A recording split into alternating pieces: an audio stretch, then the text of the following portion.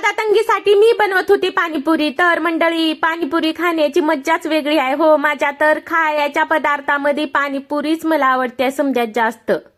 समजात आधी मी पाणीपुरीचं पाणी बनवून घेतले होते, त्याच्यामुळेच मी रगडा पण पटापट बनवून घेतले। 4 आलू बारीक करून घेतले, छोटे छोटे कांदे 4 बारीक बारीक चिरले होते ते घातले, कोथिंबर, लाल मिरचू आणि हळद, मीठ, काळं मीठ घालून मस्त असं मिक्स केले। तुम्हाला माझा व्हिडिओ काळा काळा दिसत असेल तर मंडळी, आमच्या इथं काही दिवसापासून लाईट नाही, त्याच्यामुळेच हे लाईट येण्याच्या अगोदरचा व्हिडिओ आहे, सांच्या पारचा। मग मी रगडा बनवले, नंतर एवढ्या लई समजा पुऱ्या होत्या, माझा भाऊ आणून ठेवला होता, 100 रुपयाला दिले म्हणे एवढ्याच पुऱ्या। मग त्या पुऱ्या फोडले आणि त्याच्यामध्ये रगडा टाकले।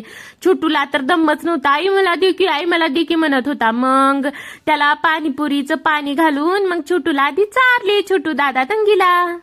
मला पण खाऊ वाटत होतं, पण काय करू, माझे लेकरं लहान लहान असल्यामुळे त्यांना ठसका लागेल म्हणून मला भीती असते, त्याच्यामुळेच मी माझ्या लेकरांना हाताने आधी चारतो, नंतरच त्यांचं झाल्याच्या नंतरच जेवण बी म्हणा किंवा काही बी बनवल्याला मी खातो।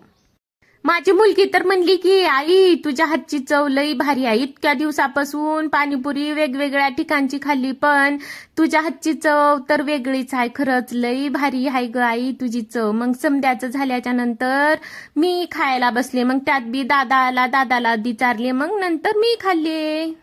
पाणीपुरीचा तर व्हिडिओ मला खूप छान बनवायचा होता, पण काय करू, लाईट नसल्यामुळं आम्ही गावाकड तर सहसा लाईट जास्त राहतच नाही, मग त्याच्यामुळेच व्हिडिओ तर शूट करता चांगले येत नाही। तर मंडळी सपोर्ट करा, धन्यवाद। आजच्या पुरतं एवढंच, भेटूया पुढच्या व्हिडिओमध्ये, धन्यवाद।